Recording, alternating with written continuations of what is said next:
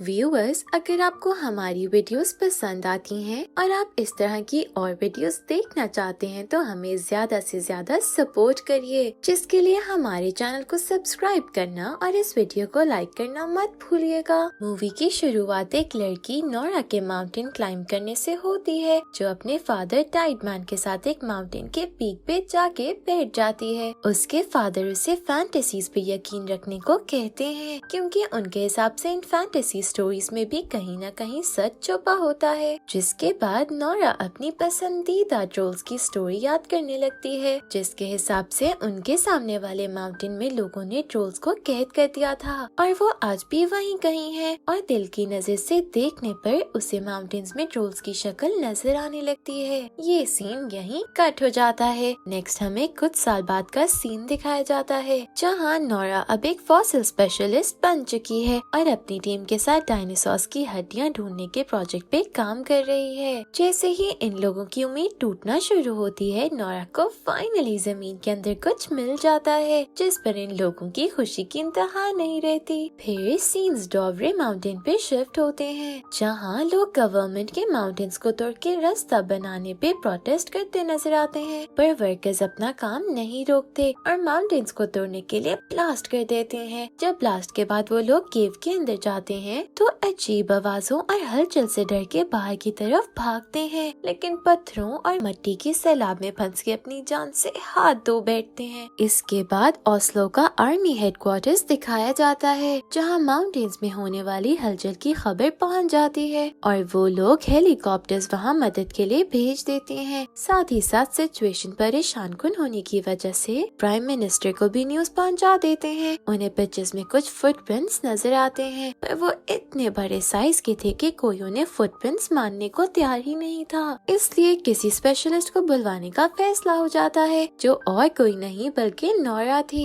पहले तो नोरा को कुछ बताया नहीं जाता, पर फिर हेडक्वार्टर्स पहुंच के उससे सारे गवर्नमेंट के लोग वहां मौजूद देख के उसे सिचुएशन के सीरियस होने का एहसास हो जाता है। माउंटेन्स के पिक्चर्स को देख के सब स्पेशलिस्ट अपनी अपनी थियरीज देना शुरू हो जाते हैं, फिर नोरा उन्हें टोकते हुए उन्हें फुटप्रिंट्स बताती है। इससे पहले ये बहस आगे बढ़ जाती, गीगी नामी वर्कर उन्हें आगे एक वीडियो दिखाती है, जिसमें उस केव से मिट्टी के बीच एक मॉन्स्टर का शैडो नजर आ रहा था। साथ ही साथ कुछ आवाजें भी सुनाई देती हैं। सीन्स माउंटेन्स के बीच एक घर पे शिफ्ट होते हैं, जहाँ एकदम ज़लज़ला आने लगता है, जिस पे वहाँ रहने वाला कपल बेसमेंट में जाके छुप जाता है और डिजास्टर खत्म होने पे वो बाहर निकलते हैं तो उनका घर तबाह हो चुका था। नोरा तो इस मॉन्स्टर वाले फैक्ट को एक्सेप्ट कर रही थी, पर सब उसका मजाक बनाने लगते हैं। फिर भी उसका कॉन्फिडेंस देखते हुए प्राइम मिनिस्टर उसे अपने असिस्टेंट एंड्रियास के साथ एक्सीडेंट वाली जगह पे रिसर्च के लिए भेज देती है। हेलीकॉप्टर में एंड्रियास नोरा से इस प्रोफेशन को चूज करने की वजह पूछता है, तो नोरा उसे बताती है कि उसके फादर की वजह से उसे बचपन से ही नेचर से प्यार था। उसके फादर एक फोकलोरिस्ट थे, जो ऐसी चीजों पे रिसर्च करते थे जो लोगों के लिए सिर्फ एक मिथ हो।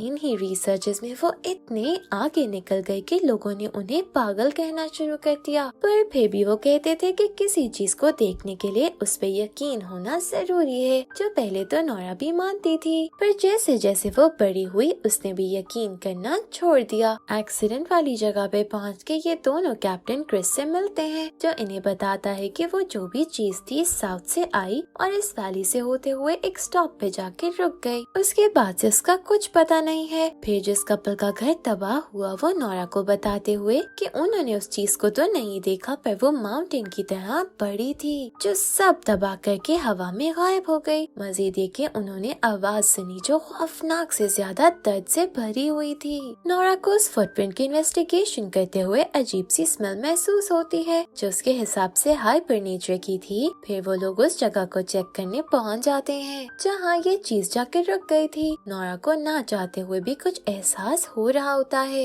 जिस पर वो क्रिस और एंड्रियास के साथ किसी को मिलने चली जाती है, जो उन्हें इस सिचुएशन पे ज्यादा अच्छे से गाइड कर सके। वो और कोई नहीं, नोरा के डैड टाइडमैन थे, जिनके घर के अंदर इन्हें उनकी रिसर्च की पिक्चर्स मिलती हैं, जिसके हिसाब से बहुत साल पहले भी उसी केव पे रिसर्च हो रही थी, और वहाँ से कुछ ऐसा मिला जिससे डर के उन्होंने रिसर्च रोक दी और सारे सबूत भी तबाह कर दिए, जिससे किसी को नहीं पता चल सका कि वो क्या था। नोरा अपने डैड को वो वीडियो और फुटप्रिंट्स दिखाते हुए एडवाइस मांगती है, क्योंकि उसके हिसाब से उसके फादर से ज्यादा उन माउंटेन्स को कोई नहीं जानता। पर वो उन्हें उनकी मिथ्स और फैंटेसी साइड पे रख के एडवाइस करने का कहती है। अभी भी टाइडमैन का यही कहना था कि ये एक ट्रोल है और ट्रोल्स एक्चुअली एग्जिस्ट करते हैं। इन्हीं की एग्जिस्टिंग की रिसर्च करते हुए टाइडमैन सबूत के बहुत क्लोज था, पर फिर कुछ पावरफुल लोगों ने अपने राज खुलने के डर से टाइडमैन को पागल बता के पागल कहने भेज दिया और ट्रोल्स की असलियत को छुपाने के लिए इन पे कॉमिक्स और बुक्स बना के उनकी एग्जिस्टेंस को फैंटेसी और मजाक बना के रख दिया। अब तो टाइडमैन एक सुनने को तैयार नहीं था, जिस पर इन्हें मजबूरन उसे एक्सीडेंट वाली जगह ले जाना पड़ता है जहाँ नोरा और टाइडमैन रिसर्च कर रहे होते हैं। तभी नोरा को फिर वही स्मेल महसूस होती है, जिसके बाद कुछ ऐसा होता है जो इन सब को हिला के रख देता है। नोरा और टाइडमैन के बिल्कुल पीछे से ट्रोल आंख खोलता हुआ खड़ा हो जाता है। 1 मिनट के लिए तो ये सब हक्का बक्का रह जाते हैं, पर फिर उसे अपनी जान बचाते वहाँ से निकलते हैं। साथ ही साथ हेडक्वार्टर्स में इस ट्रोल की वीडियो भेजते हैं, जो देख के वहाँ भी सबके पाँव के नीचे से जमीन निकल जाती है। टाइडमैन प्राइम मिनिस्टर और बाकी सबको भी यकीन दिलाने की कोशिश करता है कि ये एक ट्रोल है, पर अब अपनी आंखों से देखने के बाद भी कोई इस बात पे यकीन करने को तैयार नहीं था। और सिचुएशन को हाथ से निकलता देख के ये लोग नोरा को साइड पे करते हुए मजीद तबाही से बचने के लिए मिलिट्री ऑपरेशन करने का फैसला करते हैं। नोरा भी अपने फादर पे गुस्सा होने लगती है कि उन्हें इस फैंटेसी वर्ल्ड से निकल आना चाहिए, पर फिर वो उसे ये कहते चुप करवा देते हैं कि अगर उसे ट्रोल्स पे यकीन नहीं था तो वो मदद के लिए उनके पास क्यों आई। जिसके बाद उसे समझाते हैं कि अब एक बार और उसे अपने फादर पे यकीन करते हुए उनके साथ इस एडवेंचर पे चलना चाहिए जो वो कभी भुला नहीं पाएगी। आखिर नोरा अपने फादर की बातों से कन्विंस होते हुए क्रिस के पास जाके उसे टाइडमैन और एंड्रियास को अपने साथ मिशन पे ले जाने के लिए मना लेती है, ये वादा करते हुए कि वो लोग सिर्फ दूर से सब होता देखेंगे। उस जगह पे पहुँच के सारे सोल्जर्स अपनी अपनी पोजीशन लेते हुए ट्रोल का इंतजार करने लगते हैं और नोरा फाइनली अपने फादर की बातों पे यकीन करते हुए उनके साथ वही बचपन वाला बॉन्ड बना लेती है जो उन दोनों को बहुत सुकून देता है। जिसके बाद फाइनली एंट्री होती है ट्रोल की, जिसके पीछे ये सब वहाँ गए थे। टाइडमैन बार बार उन्हें ट्रोल के खिलाफ जंग से मना करता है, पर वो लोग उसकी एक ना सुनते हुए ट्रोल पे फायरिंग और हमला शुरू कर देते हैं। लेकिन मजाल है कि उस जायंट ट्रोल पे जरा भी किसी चीज का असर हो रहा हो, उल्टा हर हमले के बाद वो मजीद गुस्से में अग्रेसिव होता बदले के लिए इनकी तरफ बढ़ने लगता है, जिनमें बहुत से सोल्जर्स की जान चली जाती है। आखिर बचे हुए लोगों से बचने के लिए छुपते हैं, पर उनके साथ मौजूद एक जख्मी आदमी के खून को सूंघता ट्रोल इन तक पहुंच जाता है और उस आदमी को खा जाता है। इस मौके पे टाइडमैन हीरो बनता हुआ ट्रोल के सामने जाके उससे बात करने की कोशिश करता है और हैरानी की बात ये थी कि ट्रोल भी टाइडमैन को सुन के शांत हो जाता है, जैसे वो उसकी बात समझ रहा हो। लेकिन तभी कुछ सोल्जर्स ट्रोल पे फिर से फायरिंग शुरू कर देते हैं, जिस पर ट्रोल गुस्सा हुए टाइडमैन को जख्मी कर देता है। पर हम देखते हैं कि टाइडमैन को जख्मी करके ट्रोल खुद भी ज्यादा खुश नजर नहीं आता, जैसे वो ये करना नहीं चाहता था, पर डर के मारे उसने कर दिया हो। जिसके बाद वो वहाँ से चला जाता है। अपनी आखिरी सांसें लेते हुए टाइडमैन नोरा को 3 वर्ड्स बोलता है, पैलेस, किंग और होम। जिसके बाद दिल से फैसला लेते हुए सब सही करने का मशवरा देता है। अपने डैड को ऐसे अपनी आंखों के सामने मरता देख के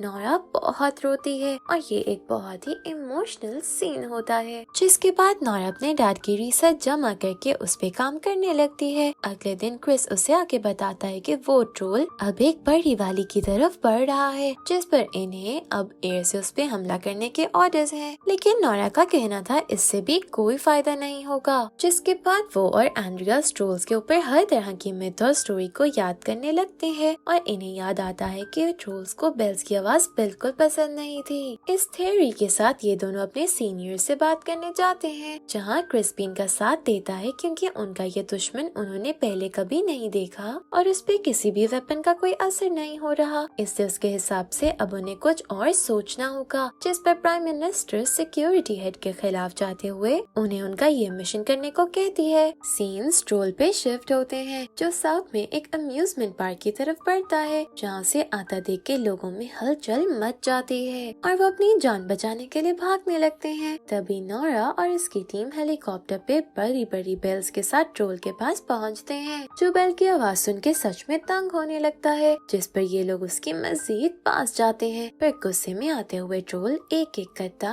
तीनों हेलीकॉप्टर्स को तबाह कर देता है, जो नीचे खड़े एक छोटे मासूम बच्चे पे गिरने वाला था। पर ट्रोल उसे रोकते हुए बच्चे को बचा लेता है, जैसे वो किसी मासूम को नुकसान नहीं पहुंचाना चाहता, बस अपने साथ हो रही ज्यादतियों का बदला ले रहा है। और ये नोरा भी फील करती है। पर इस हादसे के बाद ट्रोल की खबर, जो अब तक एक राज थी, मीडिया पे हर जगह फैल जाती है और लोगों में डर और खौफ की कैफियत तारी हो जाती है। अब जबकि प्राइम मिनिस्टर पे प्रेशर ज्यादा होता जा रहा था, तो वो मजीद नोरा की थ्योरीज पे यकीन करके उसे चांसेस देने के बजाय सब वापस अपने हाथ में ले लेती है, क्योंकि अब ट्रोल उनके कैपिटल की तरफ बढ़ रहा था और वो लोग इससे ज्यादा नुकसान बर्दाश्त नहीं कर सकते हैं। क्रिस भी नोरा को बाय करता हुआ यही कहता है कि वो नोरा से एग्री करता है, क्योंकि उसने ये सारा कुछ अपनी आंखों से देखा है और गवर्नमेंट उसे भेज के गलती कर रही है। वहाँ आर्मी हेड और सिक्योरिटी मिनिस्टर और प्राइम मिनिस्टर को कोई रास्ता बाकी ना बचने पर मिसाइल्स का इस्तेमाल करते हुए ट्रोल से जान छुड़वाने का कहते हैं। एंड्रियास उन्हें ऐसा करने से रोकने की कोशिश करता है, पर प्राइम मिनिस्टर उसे वहाँ से निकाल देती है, जिस पर वो जॉब से रिजाइन करता नोरा के पास चला जाता है और यहाँ प्राइम मिनिस्टर मिसाइल्स के इस्तेमाल पे एग्री कर जाती है, जिसके बाद मीडिया पे जाते हुए सब लोगों को उनकी सेफ्टी के लिए फॉरेन कैपिटल सिटी खाली करने के ऑर्डर्स देती है, ताकि ऑपरेशन करके ट्रोल को जड़ से मिटा के इस खतरे से जान छुड़वा सके। वहाँ एंड्रियास और नोरा को नोरा की फादर की रिसर्च से एहसास होता है कि मरते हुए उन्होंने ये कहा था कि कैपिटल सिटी में जो पैलेस है वो ट्रोल का घर है। इससे ट्रोल पूरे कंट्री में घूमने के बजाय पैलेस की तरफ जाने वाला रास्ता ले रहा है। दोनों फॉरेन पैलेस के लिए निकलते हैं, जहाँ किंग उन्हें पहचान लेता है और अब ट्रोल की शक्ल में इतने बड़े खतरे को पैलेस की तरफ आता देख के